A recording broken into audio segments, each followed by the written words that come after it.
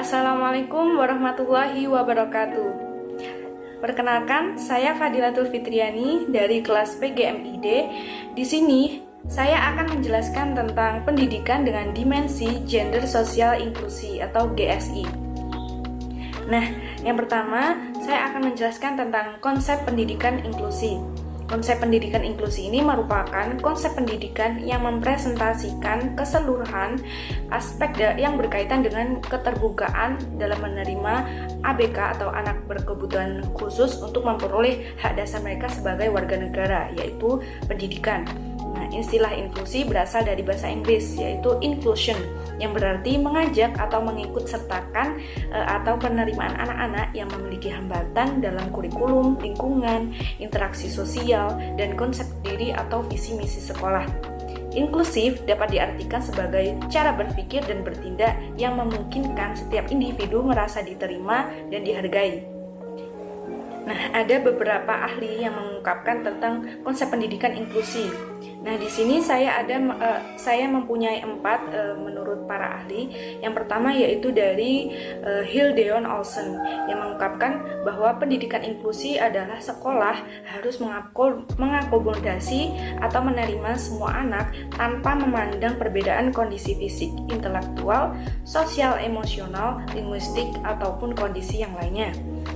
Yang kedua, menurut Staub and Peck, pendidikan inklusi adalah penempatan anak berkelainan tingkat ringan, sedang, berat, dan berat secara penuh dan secara bersama-sama dengan anak pada umumnya di kelas reguler. Yang ketiga, menurut Sapon Sevin menyatakan bahwa pendidikan inklusi sebagai sistem layanan pendidikan yang mempersyaratkan agar semua anak berkelainan dilayani di sekolah-sekolah terdekat, di kelas reguler bersama-sama teman-teman seusianya dan pada umumnya.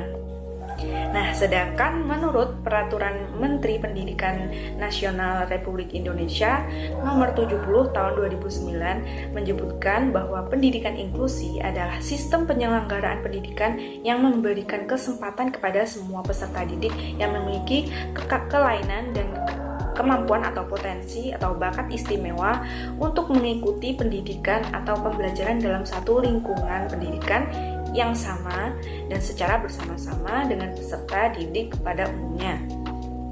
Nah, dari beberapa ahli pendidikan yang telah disebutkan, dapat disimpulkan bahwa pendidikan inklusi merupakan sistem penyelenggaraan pendidikan yang menerima, mengakomodasi, dan memberi kesempatan kepada semua peserta didik yang memiliki kelainan dan kemampuan atau potensi atau bakat istimewa untuk mendapatkan pendidikan yang setara, yang sama dengan peserta didik pada umumnya. Nah, dalam pendidikan inklusi, anak berkebutuhan khusus tidak mendapat perlakuan khusus atau hak-hak istimewa atau eksklusif, melainkan persamaan hak dan kewajiban yang sama dengan peserta didik lainnya. Nah, dengan pelaksanaan sekolah inklusi ini, diharapkan mampu menciptakan generasi penerus yang dapat memahami dan menerima segala bentuk perbedaan dan tidak menciptakan diskriminasi dalam kehidupan masyarakat ke depannya. Nah, selanjutnya yaitu tujuan pendidikan inklusi. Yang perlu kita cermati adalah tujuan pendidikan inklusi untuk memberikan kesempatan yang seluas-luasnya kepada semua peserta didik yang memiliki kelainan fisik, emosional, mental, dan sosial atau memiliki potensi kecerdasan dan bakat istimewa untuk memperoleh pendidikan yang bermutu sesuai dengan kebutuhan dan kemampuannya, mewujudkan penyelenggaraan pendidikan yang menghargai keanekaragaman dan tanpa diskriminasi bagi semua peserta didik. Nah, selanjutnya adalah prinsip penyelenggaraan pendidikan inklusif. Sesuai Permendiknas Nomor 70 Tahun 2009 tentang pendidikan inklusi bagi peserta didik yang memiliki kelainan dan potensi kecerdasan atau bakat istimewa, mengatakan bahwa prinsip-prinsip penyelenggaraan yaitu yang pertama, prinsip pemerataan dan peningkatan mutu. Pendidikan inklusi merupakan salah satu strategi upaya pemerataan kesempatan memperoleh pendidikan, karena lembaga pendidikan inklusi bisa menerima atau mengakomodasi semua anak yang belum terjangkau oleh layanan pendidikan. Nah, pendidikan inklusi juga merupakan strategi peningkatan mutu karena model pembelajaran inklusi menggunakan metodologi pembelajaran bervariasi yang dapat menyentuh pada semua anak dan menghargai perbedaan. Kemudian yang kedua, prinsip kebutuhan individual. Nah, setiap anak memiliki kemampuan dan kebutuhan yang berbeda-beda. Oleh karena itu, pendidikan harus diusahakan untuk menyesuaikan dengan kondisi anak. Yang ketiga adalah prinsip kebermaknaan. Nah, pendidikan inklusi harus menciptakan dan menjaga komunitas kelas yang ramah, menerima berbagai keanekaragaman dan menghargai perbedaan. Yang keempat, prinsip keberlanjutan. Pendidikan inklusi diselenggarakan secara berkelanjutan pada semua jenjang pendidikan. Kemudian yang selanjutnya adalah landasan pendidikan inklusi. Nah, yang pertama ada landasan filosofis. Nah, setiap bangsa memiliki pandangan hidup atau filosofi sendiri, begitu pula dengan bangsa Indonesia. Sebagai bangsa yang mempunyai pandangan atau filosofi sendiri, maka dalam penyelenggaraan pendidikan pun, pendidikan inklusi harus diletakkan atas dasar pandangan hidup dan filosofi bangsa Indonesia. Nah, landasan filosofis utama penerapan pendidikan inklusi di Indonesia adalah Pancasila. Nah, yang merupakan 5 pilar sekaligus cita-cita yang didirikan atas fondasi yang lebih mendasar lagi yang disebut Bhinneka Tunggal Ika. Filosofi Bhinneka Tunggal Ika meyakini bahwa di dalam diri manusia bersemayam potensi dan bila dikembangkan melalui pendidikan yang baik dan benar dapat berkembang hingga hampir tak terbatas. Nah, selanjutnya adalah landasan religius. Sebagai bangsa yang beragama, penyelenggaraan pendidikan pasti tidak dapat dilepaskan kaitannya dengan agama. Nah, di dalam Al-Quran disebutkan bahwa hakikat manusia adalah makhluk yang satu sama lain berbeda atau individual differences. Tuhan menciptakan manusia berbeda satu sama lainnya dengan maksud agar dapat saling berhubungan dalam rangka saling membutuhkan. Nah, dalam landasan normatif Islam dapat dilihat gagasan tentang pendidikan inklusif termuat dalam salah satu surat Abasa ayat 1-10. Nah, landasan filosofis dan religi akan bertemu untuk selanjutnya dapat menjadi landasan dalam pemanfaatan hasil-hasil penelitian sebagai produk kegiatan keilmuan termasuk di dalamnya untuk penyelenggaraan pendidikan. Kemudian yang ketiga adalah landasan pedagogi. Tujuan pendidikan nasional adalah berkembangnya potensi peserta didik. Peserta didik menjadi warga negara yang beriman, bertakwa, kreatif, dan bertanggung jawab. Melalui pendidikan anak berkebutuhan khusus dibentuk untuk bertanggung jawab dan dapat mengembangkan segala potensi yang dimilikinya. Kemudian yang keempat adalah landasan yuridis. Landasan yuridis memiliki hierarki dari Undang-Undang Dasar, Undang-Undang, Peraturan Pemerintah, Kebijakan Direktur Jenderal, Peraturan Daerah, Kebijakan Direktur, hingga Peraturan Sekolah.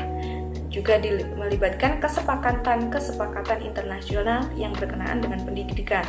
Nah, adapun landasan yuridis pendidikan inklusif yaitu ada instrumen internasional seperti Deklarasi Universal Hak Asasi Manusia tahun 1948, Konvensi PBB tentang Hak Anak tahun 1989, Deklarasi Dunia tentang Pendidikan untuk Semua atau Jomtien tahun 1990 dan seterusnya. Kemudian ada instrumen nasional sendiri yaitu dari UUD 1945 amandemen pasal 31. Yang kedua UU nomor 20 tahun 2003 pasal 3, 5, 32 ayat 3, 45 ayat 1, 51, 52, 53 dan seterusnya. Nah, selanjutnya adalah karakteristik pendidikan berdimensi GSI atau Gender Sosial Inklusi. Nah, pendidikan berdimensi gender sosial inklusi ini mempunyai karakteristik yang pertama, proses yang berjalan terus dalam usahanya menentukan cara-cara merespon keragaman individu. Yang kedua, memperdulikan cara-cara untuk meruntuhkan hambatan-hambatan anak dalam belajar. Yang ketiga, anak kecil hadir di sekolah, berpartisipasi, dan mendapatkan hasil belajar yang bermakna dalam hidupnya. Yang keempat, diperuntukkan utamanya bagi anak-anak yang tergolong marginal, eksklusif, dan membutuhkan layanan pendidikan khusus dalam belajar. Yang kelima, berpusat pada potensi, perkembangan, kebutuhan, dan kepentingan peserta didik dan lingkungannya. Yang keenam, beragam dan terpadu. Yang ketujuh, tanggap terhadap perkembangan iptek dan sosial budaya. Dan yang kedelapan, relevan dengan kebutuhan kehidupan. Dan yang kesembilan, berkesetaraan gender pastinya. Nah, kemudian ada juga yang mengungkapkan pendidikan inklusi ini memiliki beberapa karakteristik, yaitu yang pertama, tidak adanya diskriminatif. Dan yang kedua, pengakuan dan penghargaan terhadap keragaman individu anak. Dan yang ketiga, fasilitas belajar dan lingkungan memberikan kemudahan dan rasa aman kepada setiap anak, serta sarana fisik dapat dengan mudah digunakan anak, termasuk anak berkebutuhan khusus. Yang keempat, guru bekerja dalam tim. Guru dituntut melakukan kolaborasi dengan profesi atau sumber daya lain dalam perencanaan, pelaksanaan, dan evaluasi pembelajaran. Nah, bisa kita simpulkan ya bahwa karakteristik utama pendidikan berdimensi gender sosial inklusi ini adalah tak lepas dari keterbukaan, kesetaraan, dan kesempatan yang seluas-luasnya kepada semua peserta didik untuk mendapatkan layanan pendidikan tanpa diskriminasi dan perlakuan eksklusif dengan berbagai kemudahan yang diberikan. Dan selanjutnya adalah integrasi gender sosial inklusi dalam pendidikan. Nah, pendidikan integrasi adalah suatu sistem layanan pendidikan yang memberikan kesempatan kepada peserta didik sekolah luar biasa atau SLB untuk belajar dalam waktu tertentu di sekolah reguler sesuai dengan kelas yang ada di sekolah luar biasa. Misalnya, hanya dalam pelajaran kesenian atau olahraga. Jadi, peserta didik SLB bersama dengan peserta didik reguler berada dalam kelas yang sama. Nah, terdapat jenis pendidikan integrasi. Yang pertama adalah jenis di mana pada suatu sekolah reguler terdapat kelas khusus untuk siswa SLB yang sejenis, misalnya hanya untuk gangguan visual atau gangguan intelektual saja. Nah, mereka yang dengan kebutuhan pendidikan khusus tetap diajar oleh guru SLB. Nah, pengintegrasian ini diatur apakah pada mata pelajaran tertentu saja anak-anak dalam kelas khusus berintegrasi ke kelas reguler atau hanya pada waktu istirahat. Yang kedua adalah jenis di mana di dalam sekolah reguler terdapat ruang khusus untuk memberikan layanan kepada peserta didik reguler yang mengalami kesulitan dalam belajar karena kondisi mereka atau anak yang dengan kebutuhan pendidikan khusus. Di sini diberlakukan pull out system dalam mata pelajaran tertentu. Nah, selanjutnya yaitu pro dan kontra sekolah inklusi. Dalam pengambilan keputusan atau kebijakan, maka pasti terdapat pro dan kontra tentang pelaksanaan kebijakan tersebut. Tidak terkecuali yaitu sekolah inklusi atau pendidikan inklusi. Nah, seperti yang tercantum dalam Pedoman Umum Penyelenggaraan Pendidikan Inklusif tentang pro dan kontra pendidikan inklusif, menyatakan bahwa meskipun pendidikan inklusif telah diakui di seluruh dunia sebagai salah satu upaya mempercepat pemenuhan hak pendidikan bagi setiap anak, namun perkembangan pendidikan inklusif mengalami kemajuan yang berbeda-beda di setiap negaranya. Nah, maka dari itu kita harus memahami secara kritis tentang pro dan kontra pendidikan inklusif. Yang pertama adalah pro pendidikan inklusif, yang menyatakan bahwa belum ada bukti empirik yang kuat bahwa SLB atau sekolah luar biasa merupakan satu-satunya sistem terbaik untuk pendidikan anak berkebutuhan khusus. Yang kedua, biaya penyelenggaraan SLB jauh lebih mahal dibanding dengan sekolah reguler. Yang kedua, biaya penyelenggaraan SLB jauh lebih mahal dibanding dengan sekolah reguler.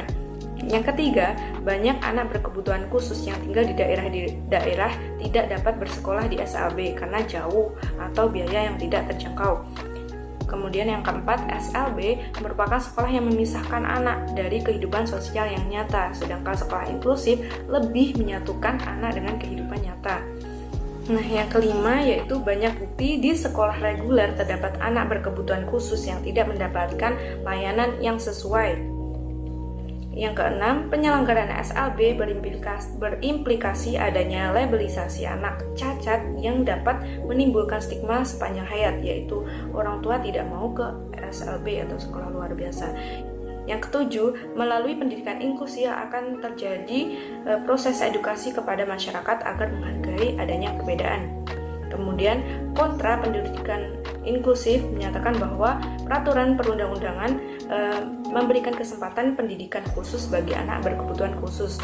Yang kedua, hasil penelitian masih menghendaki berbagai alternatif pendidikan bagi anak berkebutuhan khusus. Yang ketiga, banyak orang tua dan yang anaknya tidak ingin bersekolah di sekolah reguler. Yang keempat, banyak sekolah reguler yang belum siap menyelenggarakan pendidikan inklusif karena menyangkut sumber daya yang terbatas. Yang kelima, sekolah khusus atau SLB dianggap lebih efektif karena diikuti anak yang sejenis. Yang keempat, SLB merupakan sekolah yang memisahkan anak dari kehidupan sosial nyata, sedangkan sekolah inklusif lebih menyatukan anak dengan kehidupan nyata. Nah, itulah tadi penjelasan dari saya mengenai dimensi gender sosial inklusi dalam pendidikan. Semoga dari penjelasan ini kita dapat memperoleh manfaatnya. Baik, cukup sekian dari saya. Semoga bermanfaat. Wassalamualaikum warahmatullahi wabarakatuh.